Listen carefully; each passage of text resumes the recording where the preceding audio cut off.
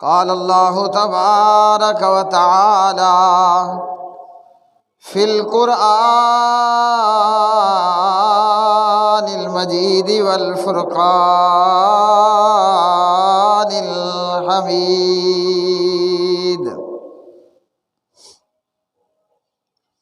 ان عدت الشہور عند اللہ 12 شہرا فی کتاب اللہ یوم خلق السماوات والارض منها 4 حرم ذلك الدین القیم فلا تظلموا فیہن انفسکم وعن ابی بکرۃ رضی اللہ تعالی عنہ قال قال رسول اللہ صلی اللہ علیہ وسلم السنة 12 شہرا منها 4 حرم 3 متوالیات ذو القعدہ وذو الحجہ والمحرم ورجب مدر الذی بین جمادى وشعبان وعن عائشة رضی اللہ تعالی عنہا قالت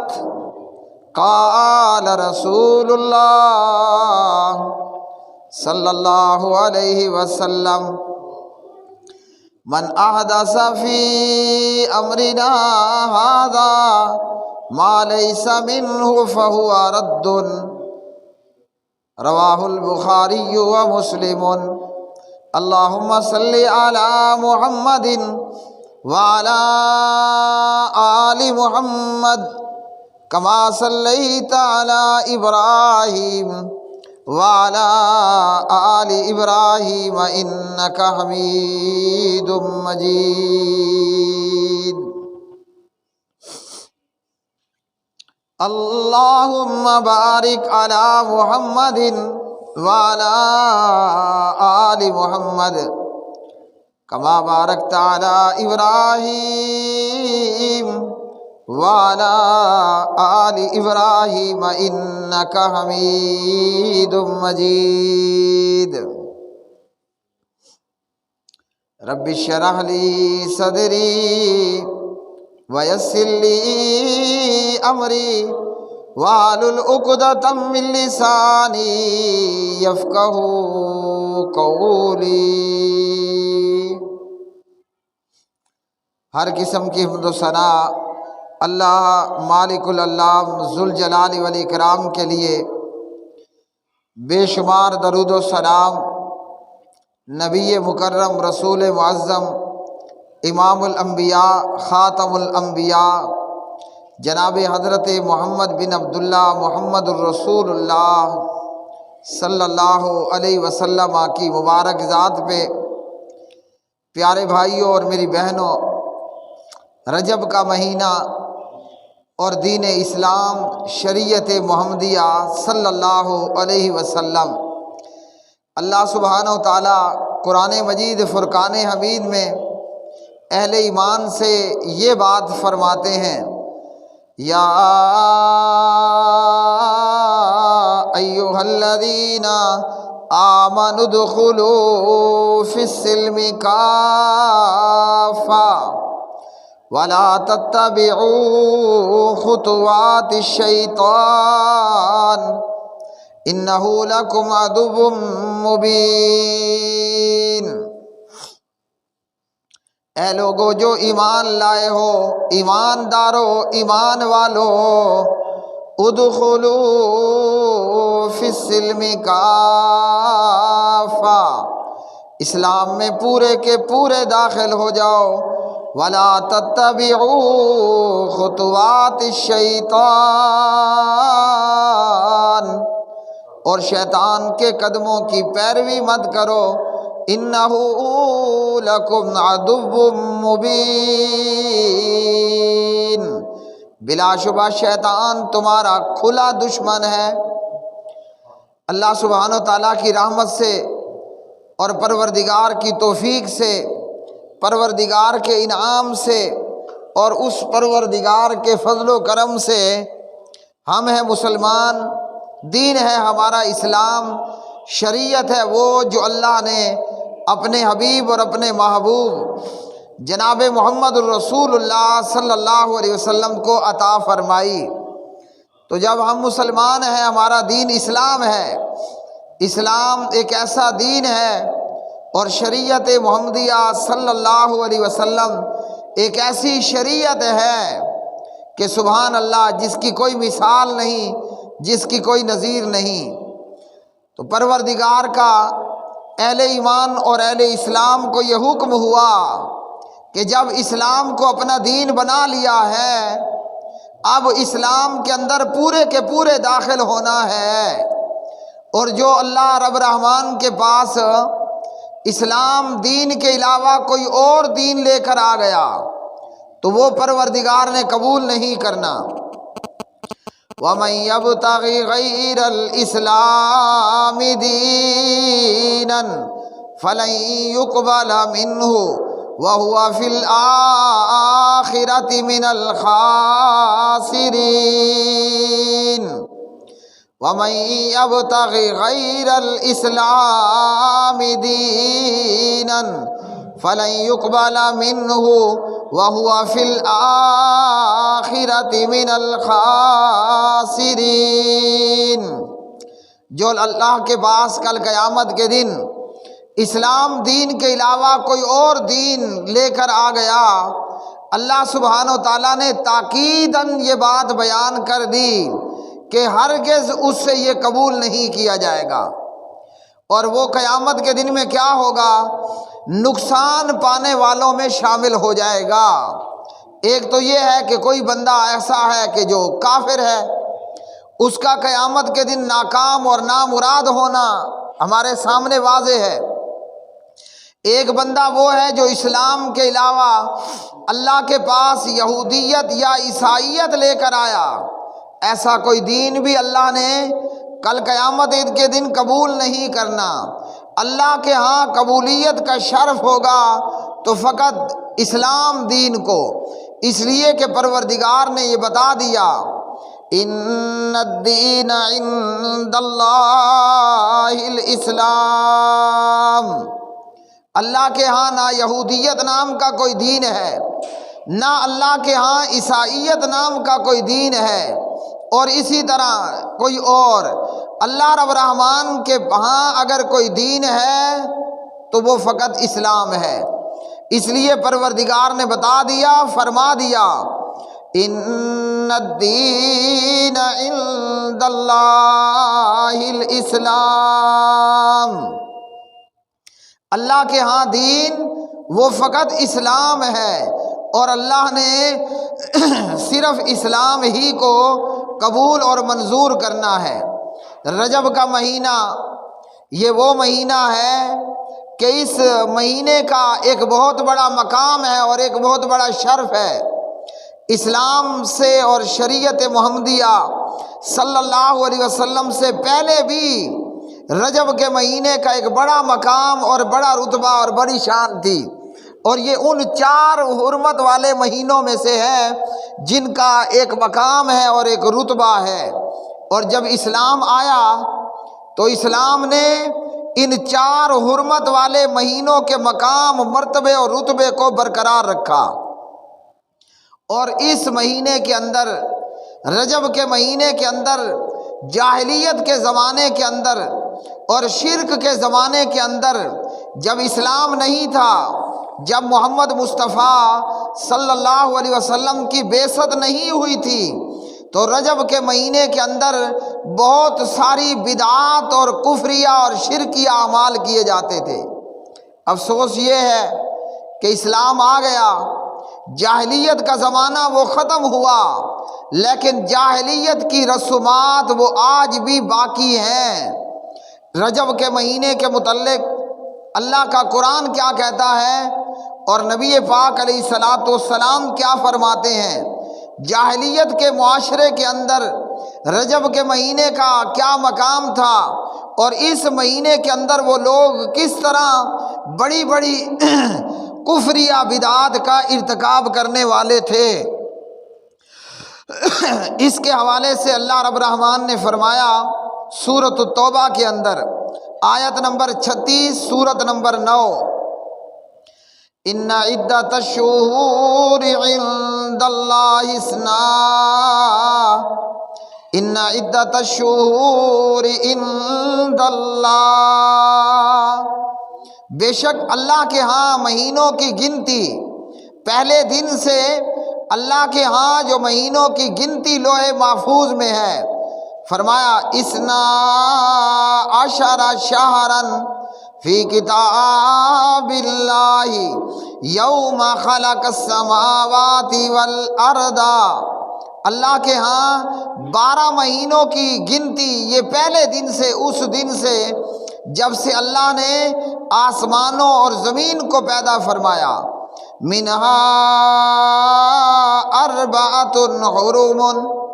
ان 12 مہینوں میں اللہ نے پہلے دن سے ہی 4 مہینوں کو حرمت والا مہینہ بنایا، یعنی وہ مہینے جن کا ادب و احترام کیا جائے گا، اور فرمایا پروردگار نے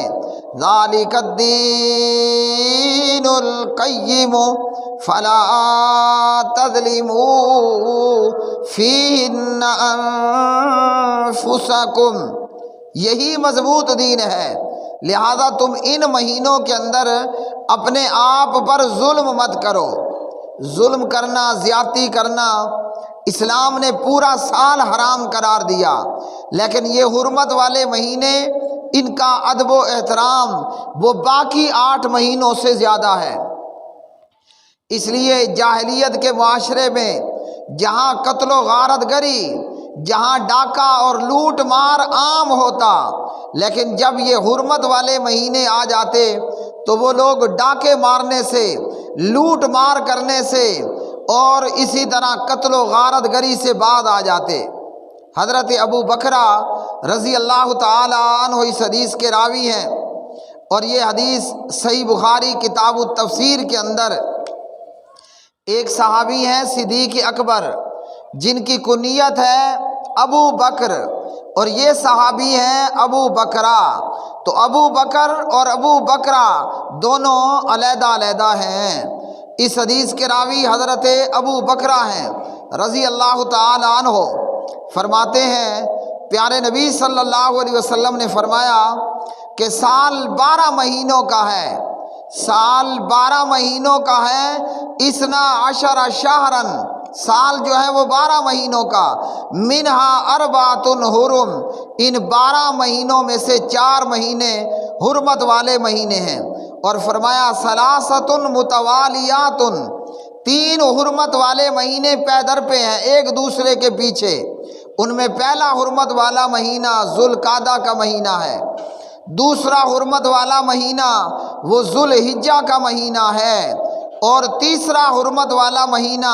وہ محرم کا مہینہ ہے، اور چوتھا حرمت والا مہینہ وہ رجب کا مہینہ ہے جو جمادی الثانی اور شعبان کے بیچ میں ہے۔ اس رجب کے مہینے کو مضر قبیلے کی طرف اس لیے نسبت دی گئی کہ جاہلیت کے معاشرے کے اندر یہ قبیلہ باقی تمام جاہلیت کے قبائل سے بڑھ کر اس مہینے کی تعظیم اور ادب و احترام کرنے والے تھے، اور اس جاہلیت کے معاشرے کے اندر کیا ہوتا کہ یہ لوگ عرب کے جاہل، عرب کے مشرک ان حرمت والے مہینوں میں لوٹ مار، لڑائی دھنگا، فتنہ فساد اور ڈاکہ، یہ تمام چیزیں، قتل و غارت گری چھوڑ دیتے۔ اس مہینے میں وہ لوگ اس مہینے کا ادب اور احترام کرتے تھے، اور رجب کے مہینے کے اندر ہی جاہلیت کے معاشرے میں بتوں کے نام پر جانور ذبح کرتے۔ یہ وہ اس مہینے کی تعظیم تھی اور ادب تھا، احترام تھا جو ان مشرکوں اور کافروں نے خود سے بنا لیا۔ اللہ سبحانہ و تعالیٰ نے ایسی کوئی بات نہیں کی، ان مہینوں کے اس رجب کے مہینے کے اندر یہ لوگ بتوں کے نام پر جانور ذبح کرتے تھے۔ اس لیے پیارے نبی صلی اللہ علیہ وسلم سے حضرت ابو ہریرہ رضی اللہ تعالی عنہ روایت کرتے ہیں، صحیح بخاری اور صحیح مسلم کے اندر، صحیح بخاری میں 5473 نمبر کی روایت کے اندر آپ صلی اللہ علیہ وسلم نے فرمایا، لا فرع ولا عتیرۃ، اسلام میں نہ فرع ہے نہ عتیرہ ہے۔ فرع سے مراد وہ اونٹ یا گائے اور بکری کا وہ پہلا بچہ جس کو جاہلیت میں لوگ اپنے بتوں کے لیے ذبح کرتے تھے۔ فرع سے مراد ایسا جانور، ان جانوروں میں ایسا اونٹ، ایسی گائے، ایسی بکری جو کہ وہ پہلا بچہ ہے، یعنی اونٹنی نے پہلا بچہ دیا، گائے نے پہلا بچہ دیا، بکری نے پہلا بچہ دیا، یہ وہ بچہ اپنے بتوں کے نام پر ذبح کیا کرتے تھے۔ اور اسی طرح عتیرے سے مراد وہ جانور ہے جس کو لوگ رجب کے مہینے میں بتوں کے نام پر ذبح کر دیتے تھے۔ پیارے نبی صلی اللہ علیہ وسلم نے اور اسلام نے اس چیز کو حرام قرار دیا کہ کوئی شخص اللہ خالق کو چھوڑ کر مخلوق کے نام کے اوپر ذبح کرے۔ اور پیارے نبی صلی اللہ علیہ وسلم نے فرمایا، ملعون من ذبح لغیر اللہ، وہ بندہ لعنتی ہے جو غیر اللہ کے لیے ذبح کرے، صحیح الجامع الصغیر۔ اور اسی طرح علماء نے اس بات پر اتفاق کیا ہے، اجمع العلماء لو ان مسلما ذبح ذبیحۃ، علماء کا اس بات پر اتفاق ہے کہ اگر کوئی مسلمان جانور ذبح کرتا ہے، یرید بذبحہ التقرب الی غیر اللہ، صار مرتدا وذبیحتہ ذبیحۃ مرتدا، کہ اگر وہ جانور غیر اللہ کے لیے ذبح کرے گا اور غیر اللہ کا تقرب حاصل کرنے کی نیت سے، تو فرمایا کہ یہ بندہ مرتد ہوگا اور اس کا ذبیحہ مرتد کا ذبیحہ ہوگا۔ تو عرب کے کافر اور مشرک رجب کے مہینے کی تعظیم کرتے ہوئے بتوں کے نام پر اور مورتیوں کے نام پر جانور ذبح کیا کرتے تھے۔ جو اونٹنی پہلا بچہ دیتی، جو گائے پہلا بچہ دیتی اور بکری کا پہلا بچہ، اسے یہ لوگ اپنے بتوں کے نام پر وقف کر دیتے اور پھر ان بتوں کا تقرب حاصل کرنے کے لیے یہ جانور ذبح کرتے۔ ان کا عقیدہ بھی یہی تھا جو آج کے کلمہ گو مشرک کا ہے کہ ہماری بات اللہ سبحانہ و تعالیٰ تک پہنچتی نہیں ہے،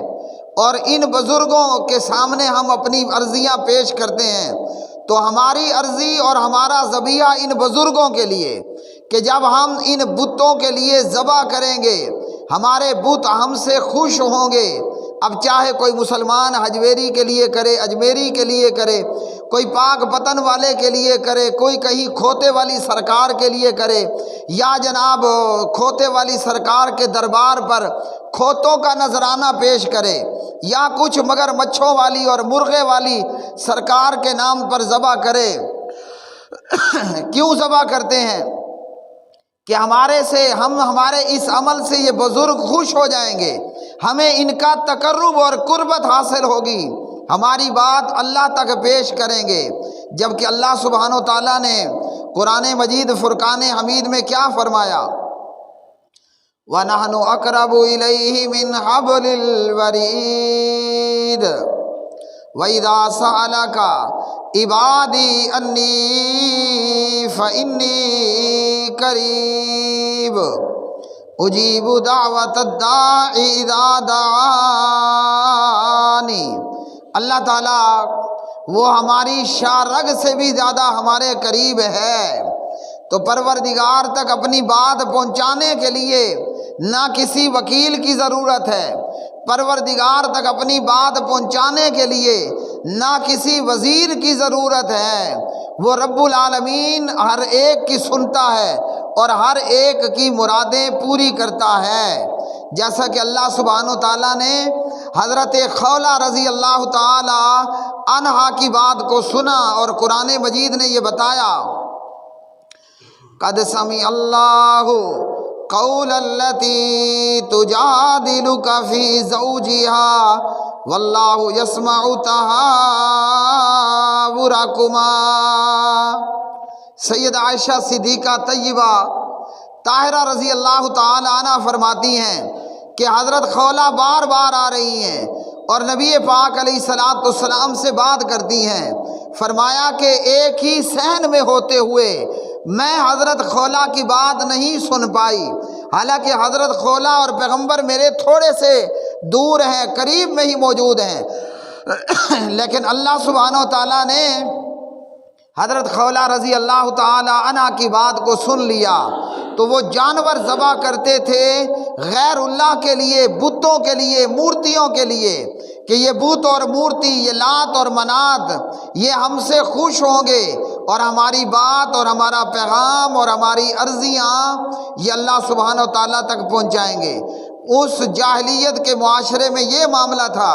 اور آج کلمہ پڑھنے کے باوجود مسلمانوں کا جاہلوں سے بھی بدترین حال ہے۔ بلکہ کہنے والے نے کیا کہا،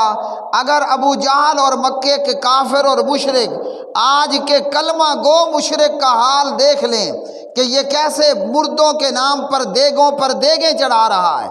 ایک وہ ہے جو نعوذ باللہ، سارے نہیں، ایک وہ ہے جو اپنے آپ کو موحد کہتا ہے، اللہ کے نام پر 10 روپے دیتے ہوئے اس کی حالت یہ ہوتی ہے کہ اگر وہ اپنا ہاتھ اپنی جیب میں لے جاتا ہے، ہاتھ پیچھے کر لیتا ہے، کیوں کہ میں اللہ کی راہ میں خرچ تو کرنا چاہتا ہوں مگر جیب میں بچھو موجود ہے، اگر اللہ نام پر 10 روپے نکالنے کی کوشش کی بچھو کاٹ لے گا۔ اور ایک وہ بدبخت ہے جو مشرک ہے، کلمہ بھی پڑھتا ہے اور مردوں کے نام پر جانور بھی ذبح کرتا ہے، مردوں کے نام پر دیگیں بھی چڑھا رہا ہے۔ جب ان لوگوں کا یہ حال ہے تو اس سے بڑھ کر ان کلمہ پڑھنے والوں نے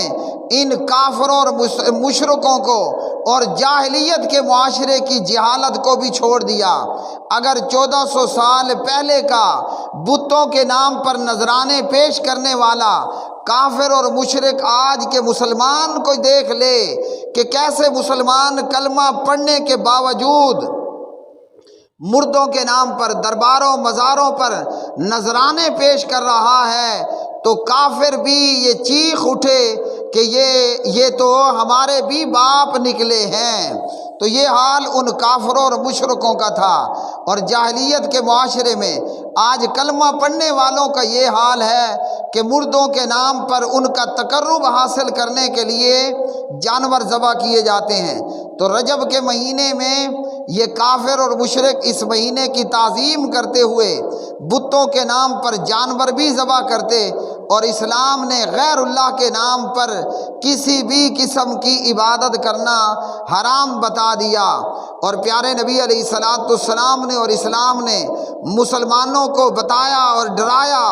کہ یہ وہ بدعات ہیں جن سے بندہ کافر ہو جاتا ہے، وہ بدعات ہیں کہ جن سے بندہ مشرک ہو جاتا ہے۔ لیکن کلمہ پڑھنے کے باوجود مسلمانوں کی جہالت کا عالم یہ ہے کہ رجب کے مہینے میں مخصوص روزے بھی رکھے جاتے ہیں، رجب کے مہینے کے اندر کونڈے بھی کیے جاتے ہیں، رجب کے مہینے کے اندر مخصوص راتوں کو عبادت کے لیے خاص بھی کیا جاتا ہے، جبکہ ایسا کچھ پیارے نبی صلی اللہ علیہ وسلم سے اور آپ علیہ الصلوۃ والسلام کے صحابہ سے ہرگز ثابت نہیں ہے، بلکہ آپ صلی اللہ علیہ وسلم سے حضرت عائشہ صدیقہ طیبہ رضی اللہ تعالی عنہ بیان کرتی ہیں، اور پیارے نبی علیہ السلام کا یہ فرمان صحیح بخاری کے اندر 2697 نمبر پر آپ صلی اللہ علیہ وسلم نے فرمایا، من احدث فی امرنا ھذا ما لیس منہ فہو رد، جس بندے نے بھی ہمارے دین میں نیا کام ایجاد کیا جو اس میں نہیں تھا وہ مردود ہوگا۔ اس لیے رجب کے شروع کے دنوں میں کوئی روزہ رکھنا، یا رجب کے اندر جناب مخصوص راتوں میں عبادت کرنا، یا رجب کے مہینے کے اندر کوئی مخصوص طریقے پر نمازیں ادا کرنا، یا رجب کے مہینے کے اندر خیراتیں کرنا، یہ وہ اعمال ہوں گے کہ جو مردود ہوں گے۔ ایسے اعمال جو مردود ہیں، عمل کے مردود ہونے کا مطلب یہ ہے کہ اللہ رب الرحمن نے ان اعمال کے اوپر ثواب نہیں دینا، بلکہ بدعات کرنے پر اللہ کی پکڑ ہوگی۔ پیارے نبی صلی اللہ علیہ وسلم اپنے ہر خطبے کے اندر، ہر نکاح کا خطبہ اور ہر جمعے کے خطبے کے اندر آپ صلی اللہ علیہ وسلم یہ الفاظ ایک مرتبہ ضرور پڑھا کرتے تھے، اور وہ کیا تھے؟ اما بعد فإن خیر الحدیث کتاب اللہ وخیر الہدی ہدی محمد صلی اللہ علیہ وسلم وشر الامور محدثاتها وکل محدثۃ بدعہ وکل بدعۃ ضلالہ وکل ضلالۃ فی النار۔ بہترین بات وہ اللہ سبحانہ و تعالیٰ کی بات ہے، یعنی اللہ کا قرآن ہے۔ کوئی کام کرنے لگے تو دیکھے کہ یہ اللہ کے قرآن نے بتایا، اور بہترین طریقہ جناب محمد الرسول اللہ صلی اللہ علیہ وسلم کا طریقہ ہے۔ ہمارے پیارے نبی علیہ الصلاۃ والسلام نہ تو جنات میں سے تھے، نہ وہ ملائکہ میں سے تھے، نہ وہ کوئی نوری مخلوق تھے، نہ کوئی اور، بلکہ اللہ سبحانہ و تعالیٰ نے بتایا انما انا بشر مثلکم، ان کو آپ بتا دیں کہ میں بھی تمہاری طرح انسان ہوں۔ جیسے ہم کھاتے ہیں، پیتے ہیں، مرتے ہیں، جیتے ہیں، غم ہے یا خوشی ہے، دن ہے یا رات ہے، کھانا ہے یا پینا ہے، دیگر دنیا کے معاملات، ہم نماز پڑھتے ہیں، روزہ رکھتے ہیں، ثواب کے کام کرتے ہیں، ہمارے پیارے نبی علیہ السلام بھی اسی طرح کرتے۔ تو اس لیے سب سے بہترین طریقہ وہ جناب محمد الرسول اللہ صلی اللہ علیہ وسلم کا طریقہ ہے، اور فرمایا سب سے برے امور وہ ہیں جنہیں دین میں نیا ایجاد کر دیا گیا، اور فرمایا کہ ہر نیا کام جو ہے وہ بدعت ہے، گمراہی ہے۔ اللہ سبحانہ و تعالیٰ نے ایسی کوئی بھی بات اور بدعت وہ پروردگار نے قبول نہیں کرنی، بلکہ اللہ کے ہاں وہ مردود ہوگی۔ تو جس طرح کافر اور مشرک رجب کے مہینے کی تعظیم کرتے ہوئے کفریہ بدعات کا ارتکاب کرتے، مسلمانوں نے اپنی طرف سے اس مہینے میں مخصوص روزے بنا لیے، مخصوص راتوں کی مخصوص طریقے پر عبادت اور نماز بنا لی، جبکہ آپ صلی اللہ علیہ وسلم نے ایسا کچھ بھی نہیں کیا، بلکہ بتا دیا اور فرما دیا کہ نیا کام بدعت ہوگا، بدعت مردود ہوگی، گمراہی ہوگی، اور جس نے غیر اللہ کے لیے جانور ذبح کیا، وہ غیر اللہ چاہے لات اور منات کا بت ہو، یا وہ غیر اللہ وہ غیر اللہ بھاٹی چوک کا مردہ ہو، غیر اللہ لات اور منات کا بت ہو، یا غیر اللہ لاہور بھاٹی چوک کا مردہ ہو۔ اور یہ بھی حقیقت ہے کہ وہاں علی حجویری بزرگ کا مردہ اور ڈیڈ باڈی بھی کوئی موجود نہیں، اس لیے کسی مزار کا مردہ ہو یا کسی قبر کا مردہ ہو، یا ہندوستان کے ہندو کا بت اور مورتی ہو، جو اللہ کو چھوڑ کر اللہ کے غیر کے لیے جانور ذبح کرے گا وہ بالاتفاق ملعون بھی ہوگا، مرتد بھی ہوگا۔ اللہ سبحانہ و تعالی ہمیں ایمان پر اور کلمے پر رکھے، اور ہماری موت بھی ایمان پر ہو، توحید پر ہو، لا الہ الا اللہ پر ہو۔ اقول قولی ھذا